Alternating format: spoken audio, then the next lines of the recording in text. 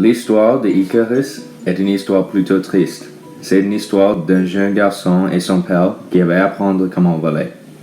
Icarus et Daedalus étaient les prisonniers du roi Minos de Crète, car Daedalus, un inventeur extraordinaire qui avait créé la Minotaure, était un inventeur si ingénieux que le roi de Crète avait lui pris et son fils Icarus comme prisonniers pour que Daedalus puisse être le servant du roi.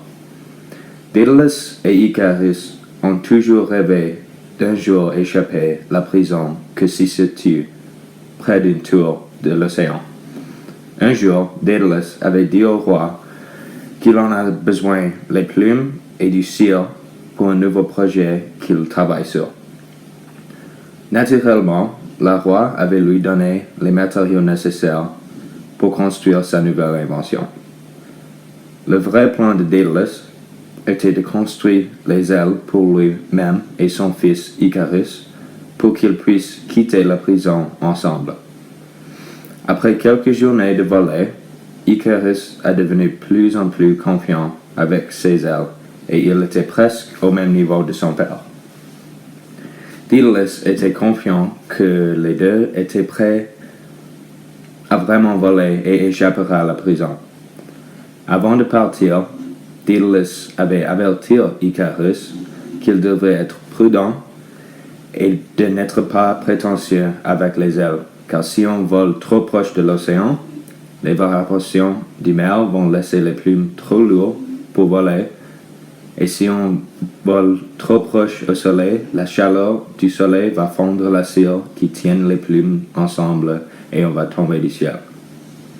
Icarus avait convenu les termes de son père et lui a dit qu'il va être prudent. Quand Daedalus et Icarus ont sauté du tour de prison et ont commencé à voler, Icarus avait considéré les consignes de son père, mais après quelque temps, Icarus avait devenu un peu trop confiant dans ses habiletés de voler. Il a pensé que c'était un énormément montant d'amusement. Il a trouvé que s'il utilise un courant d'air chaud, il peut voler plus en haut avec pas beaucoup d'efforts. Ils savent qu'il devrait respecter les consignes de son père, mais il avait volé plus haut quand même. Après un peu de temps, l'accomplit qu'il devient plus en plus difficile de voler. Et vitement, ça devenait très clair qu'il avait volé trop proche au soleil et le ciel avait fondu. Icarus avait battu ses bras frantiquement, mais c'était trop tard. Les ailes ont perdu leur forme et n'étaient plus prêts à voler. Icarus avait plongé dans l'eau et son père ne pouvait pas lui aider non plus. Icarus avait se noyé à cause de son propre arrogance et la décision de n'écouter pas son père.